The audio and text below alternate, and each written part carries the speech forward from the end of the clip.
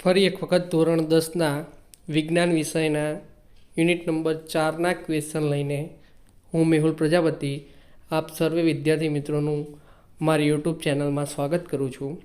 આજે આપણે ધોરણ 10 વિજ્ઞાન વિષય જેમાં ચેપ્ટર નંબર 4 કાર્બન અને તેના સંયોજનો MCQ ક્વેશ્ચનનું ડિસ્કશન કરીશું.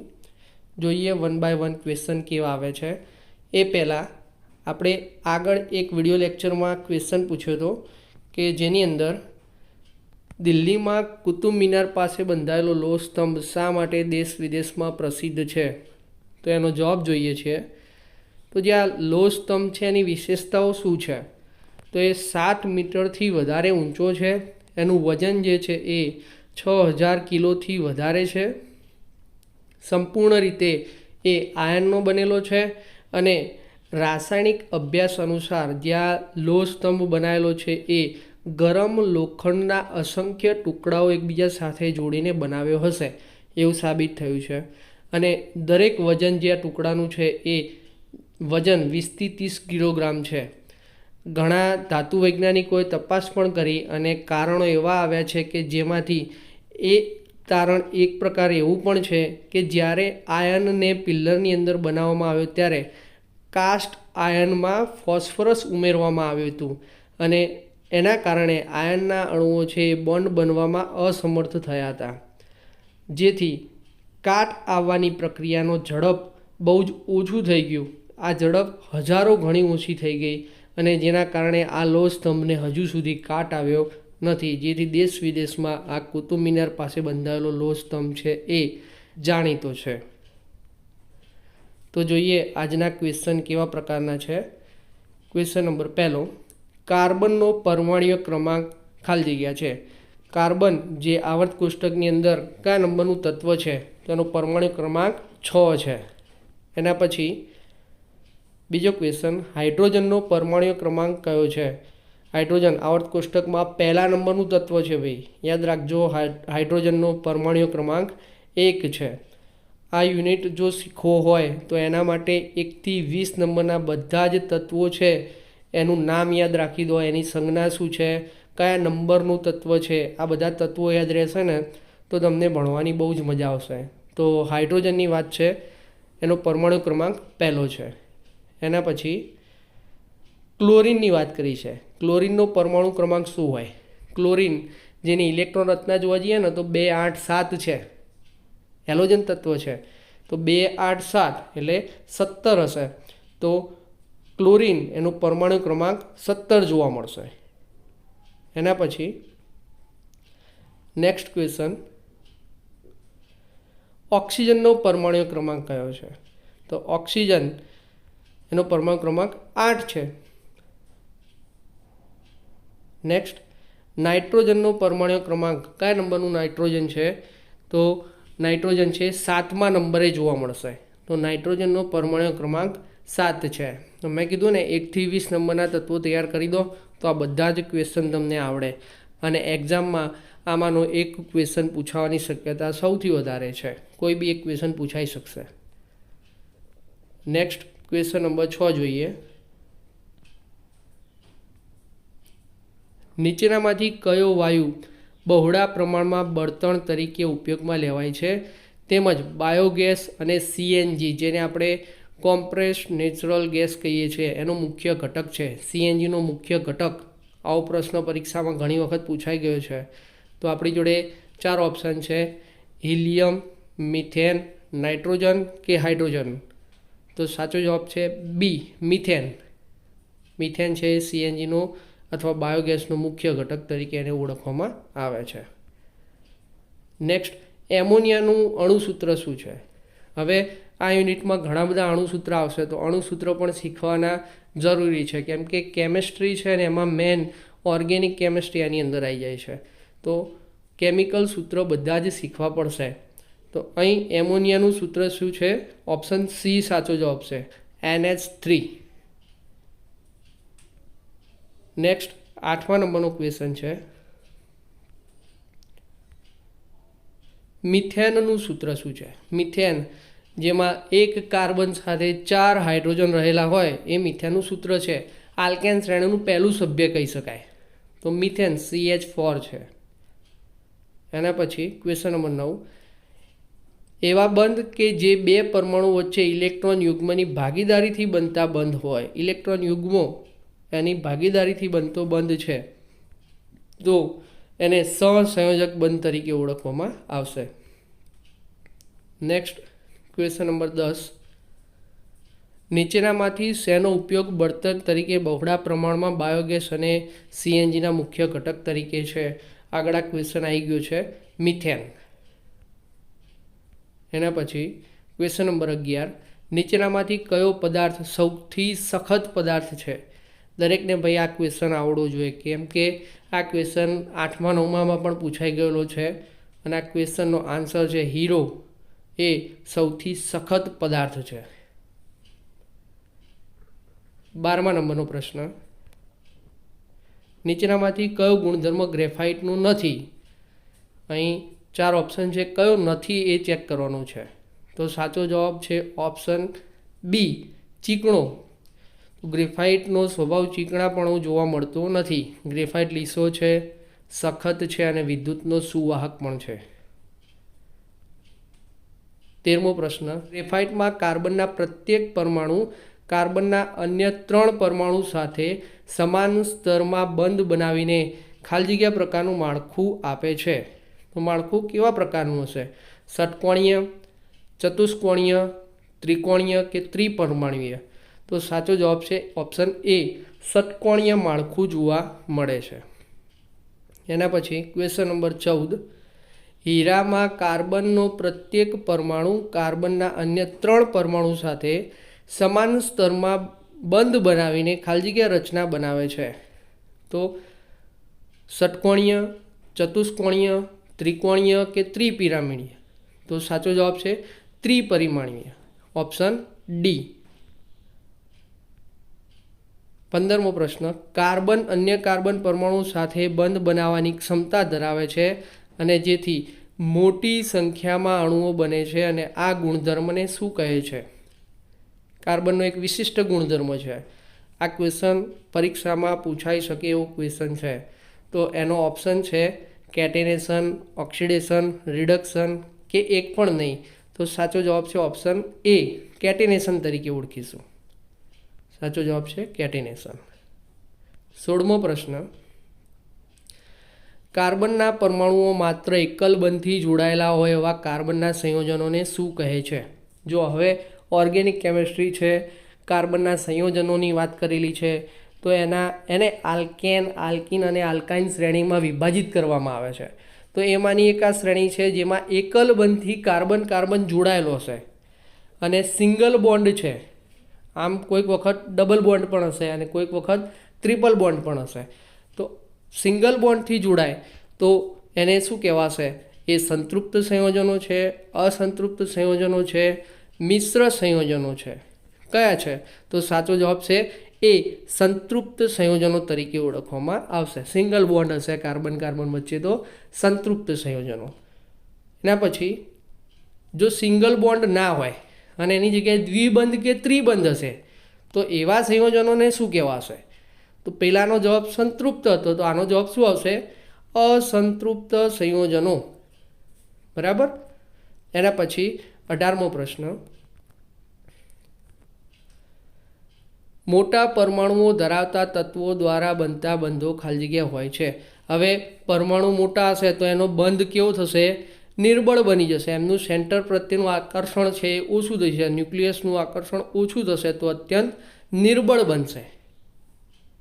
આપણો આન્સર આવશે ઓપ્શન બી, અત્યંત નિર્બળ.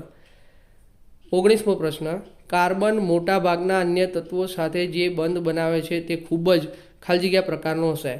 તો એ પ્રબળ છે, અત્યંત નિર્બળ છે, સ્થાયી છે કે એક પણ નહીં? તો સાચો જવાબ છે વધારે પ્રબળ પ્રકારના જોવા મળશે, ઓપ્શન એ. 20મો પ્રશ્ન, ઇથેનનું આણ્વીય સૂત્ર, મોલેક્યુલર ફોર્મ્યુલા શું છે ઇથેનનું? તો ઇથેન છે એ હાઇડ્રોકાર્બન ધરાવતું સંયોજન છે જેમાં આલ્કેન શ્રેણીનું બીજું તત્વ છે. પહેલું મિથેન આવશે, બીજું તત્વ છે ઇથેન જેની અંદર 2 કાર્બન હોય. તો તો 2 કાર્બન સાથે હાઇડ્રોજન ટોટલ 6 જોડાશે, એટલે C2H6 એ ઇથેનનું સૂત્ર બનશે. એના પછી 21 સમાન આણ્વીય સૂત્ર પરંતુ ભિન્ન બંધારણ ધરાવતા સંયોજનોને શું કહેવામાં આવે છે? તો આ એક પ્રકારની સમઘટકતા છે, પણ આમાં બંધારણની વાત કરી છે. તો પર્ટિક્યુલર સમઘટકતા તો ખરી, પણ કઈ સમઘટકતા? તો બંધારણીય સમઘટકતા તરીકે ઓળખવામાં આવશે. ઓપ્શન બી બંધારણીય સમઘટકો છે. એકબીજાના સમઘટકો તો કહેવાશે જ, પણ બંધારણીય સમઘટકો આનો બેસ્ટ પ્રોપર આન્સર છે. એના પછી 22મો પ્રશ્ન, કાર્બન સંયોજનો કે જે માત્ર કાર્બન અને હાઇડ્રોજન ધરાવે છે એવા સંયોજનોને શું કહેવાશે? તો અહીં 4 ઓપ્શન છે. તો જેની અંદર કાર્બન અને હાઇડ્રોજન બંને ભેગા આવેલા હોય એને આપણે શું કહીશું? હાઇડ્રોકાર્બન. ઓપ્શન ડી આપણો સાચો બનશે, હાઇડ્રોકાર્બન સંયોજનો. એના પછી સંતૃપ્ત હાઇડ્રોકાર્બનને ખાલી જગ્યા સંયોજનો કહે છે. સંતૃપ્ત હોય તો એને આલ્કેન પ્રકારના સંયોજનો, આલ્કેન શ્રેણી છે ને એની અંદર આવી શકશે, કે જેની અંદર કાર્બન કાર્બન સિંગલ બોન્ડ હશે. એના પછી 24મો પ્રશ્ન, અસંતૃપ્ત હાઇડ્રોકાર્બન સંયોજનો કે જે એક અથવા વધુ દ્વિબંધ ધરાવતા હશે. તો પેલામાં સિંગલ બોન્ડ હતા, હવે આમાં ડબલ બોન્ડ છે, અનસેચ્યુરેશન, તો એને આલ્કિન પ્રકારના સંયોજનો તરીકે ઓળખવામાં આવશે. હવે આલ્કિન શેને કહેવાય? તો જેમાં કાર્બન કાર્બન દ્વિબંધ હશે. આલ્કેનમાં કાર્બન કાર્બન સિંગલ બોન્ડ હશે. તો હજુ એવો જ ક્વેશ્ચન આવશે કે જેમાં દ્વિબંધ નહીં, હવે ત્રિબંધની વાત કરી છે. તો હાઇડ્રોકાર્બનમાં એવા સંયોજનો જેની અંદર ત્રિબંધ આવે, કાર્બન કાર્બન ટ્રિપલ બોન્ડથી જોડાયેલા હશે, તો એને શું કહેવાય? તો આલ્કેન જવાબ આવી ગયો સિંગલ બોન્ડ, આલ્કિન જવાબ આવી ગયો ડબલ બોન્ડ. તો હવે આવશે આલ્કાઇન. ઓપ્શન સી સાચો પડશે. એના પછી ક્વેશ્ચન નંબર 26, કાર્બન શૃંખલામાં જે તત્વો એક અથવા વધુ હાઇડ્રોજનનું વિસ્થાપન કરી શકે અને તેથી કાર્બનની સંયોજકતા સંતોષાયેલી રહે, આવા સંયોજનોમાં હાઇડ્રોજનનું વિસ્થાપન કરતા તત્વોને શું કહે છે? તો એને વિષમ પરમાણુ, હાઇડ્રોકાર્બન પરમાણુ, ક્રિયાશીલ સમૂહ કે આપેલ તમામ. તો એને ઓપ્શન એ વિષમ પરમાણુ તરીકે ઓળખવામાં આવશે. નેક્સ્ટ 27, નીચેનામાંથી કયા તત્વો કાર્બન શૃંખલામાં એક અથવા વધુ હાઇડ્રોજનનું વિસ્થાપન કરી શકે છે? તો ઓક્સિજન છે, સલ્ફર છે, નાઇટ્રોજન છે કે આપેલ તમામ. તો આપણો સાચો જવાબ છે ઓપ્શન ડી આપેલ તમામ. એના પછી ક્વેશ્ચન નંબર 28, વિષમ પરમાણુઓ અને તેમને સમાવતા સમૂહો સંયોજનને વિશિષ્ટ ગુણધર્મ આપે છે જે કાર્બન શૃંખલાની લંબાઈ અને સ્વભાવ પર આધાર રાખતા નથી, તેથી તેને શું કહે છે? તો આ એક પ્રકારના ક્રિયાશીલ સમૂહ તરીકે ઓળખવામાં આવે. ઓપ્શન બી છે ક્રિયાશીલ સમૂહ. એના પછી ક્વેશ્ચન નંબર 29, એવી શ્રેણી કે જેમાં કાર્બન શૃંખલામાં રહેલા હાઇડ્રોજનને સમાન પ્રકારના ક્રિયાશીલ સમૂહ દ્વારા વિસ્થાપિત કરવામાં આવેલ છે, તો આવા સમૂહો કેવા કહેવાય? સમાન પ્રકારના છે. તો આવી જે શ્રેણી કહેવાશે, નામ ઉપરથી જ ખબર પડે કે સમાન પ્રકારના ક્રિયાશીલ સમૂહ દ્વારા વિસ્થાપિત કરવામાં આવે તો એને સમાન ધર્મી શ્રેણી તરીકે ઓળખીશું. ઓપ્શન સી છે. એના પછી 30મો પ્રશ્ન, કાર્બન તેના બધા જ અપરૂપોમાં હવામાં દહન પામીને ખાલી જગ્યા વાયુ આપે છે. તો કાર્બનને જ્યારે સળગાવવામાં આવશે ને તો એના દહનથી કાર્બન ડાયોક્સાઇડ, ઓપ્શન એ છે, એ વાયુ મળે છે. 31મો પ્રશ્ન, સંતૃપ્ત હાઇડ્રોકાર્બન સંયોજનો ખાલી જગ્યા પ્રકારની જ્યોત આપે છે. સંતૃપ્ત હશે તો એ કેવા હશે? ધુમાડાવાળી, ધુમાડા સાથે પીળી જ્યોત, સફેદ જ્યોત કે ભૂરી જ્યોત. તો જે સંતૃપ્ત હાઇડ્રોકાર્બન હશે એ ઓપ્શન એ કાળા ધુમાડા રહિત, એટલે કે ધુમાડા વગરની જ્યોતથી એ સળગે છે. એના પછી સેમ એવો ક્વેશ્ચન પણ આવી શકે કે ધુમાડા વગરની જ્યોતથી સળગતી હોય? તો હા, એક ક્વેશ્ચન પણ છે. અસંતૃપ્ત હાઇડ્રોકાર્બન સંયોજનો ખાલી જગ્યા પ્રકારની જ્યોત આપે છે. તો ઓપ્શન બી છે આમાં સાચો હશે. કાળા ધુમાડા સાથે પીળી જ્યોત એ અસંતૃપ્ત હાઇડ્રોકાર્બન સંયોજનો છે એ આપે છે. 33મો પ્રશ્ન, ખાલી જગ્યા એ પ્રક્રિયાને અસર પહોંચાડ્યા વગર પ્રક્રિયા બે જુદા જુદા દરથી આગળ વધે છે. તો એ શું છે જે પ્રક્રિયાની અસર પહોંચાડ્યા વગર એ પ્રક્રિયાને આગળ પહોંચાડે છે અથવા પ્રક્રિયાના દરને વધારે છે? તો એ છે ઉદ્દીપક, ઓપ્શન સી. એના પછી ક્વેશ્ચન નંબર 34, વનસ્પતિ તેલમાં ખાલી જગ્યા કાર્બન શૃંખલા ધરાવે છે. એ સંતૃપ્ત હશે, એ અસંતૃપ્ત હશે, એ પૂર્ણ છે કે એક પણ નહીં? તો સાચો જવાબ છે અસંતૃપ્ત હાઇડ્રોકાર્બન શૃંખલા જે છે, કાર્બનની શૃંખલા છે એ જોવા મળશે. એવું ને એવું જ પ્રાણીજ ચરબીમાં કયા પ્રકારની જે કાર્બન શૃંખલા છે એ જોવા મળશે? તો પ્રાણીજ ચરબીની અંદર સંતૃપ્ત કાર્બન શૃંખલા છે એ જોવા મળે છે. નેક્સ્ટ ક્વેશ્ચન નંબર 36, નીચેનામાંથી ખોરાક રાંધવા માટે ખાલી જગ્યા ધરાવતા તેલ પસંદ કરવા જોઈએ. કે કેવા પ્રકારનું તેલ છે એ ખોરાક રાંધવા માટે આપણે યુઝ કરી શકીએ? ઓપ્શન છે સંતૃપ્ત ફેટી એસિડ, અસંતૃપ્ત ફેટી એસિડ, સાદું એકલું ફેટી એસિડ કે ચરબી? તો સાચો જવાબ છે ઓપ્શન બી, અસંતૃપ્ત ફેટી એસિડનો ઉપયોગ કરી શકાય. નેક્સ્ટ 37, નીચેનામાંથી શેને સામાન્ય રીતે આલ્કોહોલ કહેવાય છે જે તમામ આલ્કોહોલિક પીણામાં સક્રિય ઘટક છે? આલ્કોહોલ હોય ને એટલે એની અંદર OH સમૂહ જોવા મળશે. તો એ અહીં OH સમૂહ ધરાવતો સંયોજનોમાં ઇથેનોલ આવી શકે છે, ઓપ્શન સી. તો સાચો જવાબ છે option C, ethanol. Next question number 38, નીચેનામાંથી શેમાં ઇથેનોલનો ઉપયોગ થાય છે? ઇથેનોલનો ઉપયોગ ટિંચર આયોડિન, કફ સિરપ અને ટોનિક્સ આપેલ તમામ બધા જની અંદર આનો ઉપયોગ થાય છે. નેક્સ્ટ ક્વેશ્ચન નંબર 39, વધુ સાંદ્ર સલ્ફ્યુરિક એસિડ સાથે 443 કેલ્વિન તાપમાને ગરમ કરતા ઇથેનોલના નિર્જરીકરણ દ્વારા શું મળે છે? તો એ ઇથેન હશે, એ ઇથિન હશે કે ઇથાઇલ આલ્કોહોલ કે ઇથેનોઇક એસિડ?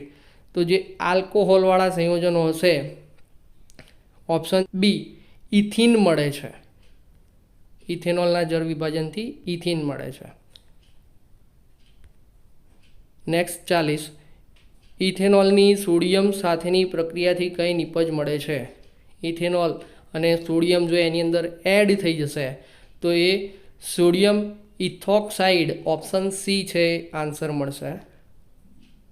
41મો પ્રશ્ન, નીચેનામાંથી શેને નિર્જરીકરણ કરતાં ગણી શકાય કે જે ઇથેનોલમાંથી પાણી દૂર કરે છે? ઇથેનોલમાંથી પાણી દૂર કરતા હોય એવા નિર્જરીકરણ કરતા તરીકે સાંદ્ર સલ્ફ્યુરિક એસિડ, ઓપ્શન ડી છે આપણો સાચો જવાબ મળશે. 42મો પ્રશ્ન, શેરડીનો રસ મોલાસીસ બનાવવા માટે ઉપયોગી છે જેને આથવણથી ખાલી જગ્યા આપે છે. તો એના આથવણથી આપણને આલ્કોહોલ મળે છે, ઓપ્શન એ. કાં તો એવો બીજો પણ પ્રશ્ન પૂછાય કે શેરડીનો રસ મોલાસીસ બનાવવા માટે ઉપયોગી છે. નેક્સ્ટ 43મો પ્રશ્ન, નીચેનામાંથી કયો એસિડ સામાન્ય રીતે એસિટિક એસિડ કહેવામાં આવે છે? અહીં 4 ઓપ્શન છે. એસિટિક એસિડ જેને આપણે ઇથેનોઇક એસિડ એવું બીજા નામથી પણ ઓળખીએ છીએ, ઓપ્શન સી છે એ સાચો જવાબ છે. નેક્સ્ટ 44મો પ્રશ્ન, ખાલી જગ્યાના પાણીમાં બનાવેલા 5 થી 8% દ્રાવણને સરકો અથવા વિનેગાર તરીકે ઓળખવામાં આવે છે. તો 4 ઓપ્શનમાંથી acetic acid, option A. Acetic એસિડના 5 થી 8% જે પાણીમાં બનાવેલા દ્રાવણ છે એને સરકો તરીકે આપણે ઓળખીએ છીએ. નેક્સ્ટ 45મો પ્રશ્ન, શુદ્ધ ઇથેનોઇક એસિડનું ગલનબિંદુ 290 કેલ્વિન છે અને તેથી જ તેને શિયાળામાં ઠંડી આબોહવામાં એ થીજી જાય છે. આનું કારણ જે સંયોજન બને છે એનું નામ શું છે? તો એ option D, glacial acetic acid તરીકે એને ઓળખવામાં આવે છે.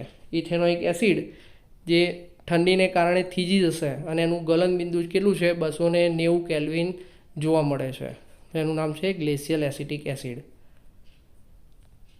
ઇથેનોઇક એસિડ ખનિજ એસિડ ઉદ્દીપકની હાજરીમાં પરિશુદ્ધ આલ્કોહોલ સાથે પ્રક્રિયા કરીને શું બનાવે છે? તો એસ્ટર બનાવે છે. ઓપ્શન સી છે આપણો સાચો જવાબ છે. એના પછી 47, નીચેનામાંથી કયો પદાર્થ મીઠી વાસ ધરાવે છે, જેનો ઉપયોગ અત્તર અથવા સ્વાદ ઉત્પન્ન કરતા પદાર્થની અંદર વપરાય છે? તો મીઠી વાસ ધરાવતું જે પદાર્થ છે એને એસ્ટર તરીકે ઓળખીશું. Option B. Next 48, question number 48. એસ્ટરની સોડિયમ હાઇડ્રોક્સાઇડ એટલે કે NaOH સાથે પ્રક્રિયા કરતા એસ્ટરનું રૂપાંતરણ આલ્કોહોલ અને કાર્બોક્સિલિક એસિડના સોડિયમ ક્ષારમાં રૂપાંતરણ થાય છે. આ પ્રક્રિયાને શું કહેવાય? તો આ પ્રક્રિયાને સાબુનીકરણ તરીકે ઓળખીશું. ઓપ્શન બી છે. એના પછી 49, ઇથેનોઇક એસિડ કાર્બોનેટ અને હાઇડ્રોજન કાર્બોનેટ સાથે પ્રક્રિયા કરીને નીચેનામાંથી કયો ક્ષાર બનાવે છે?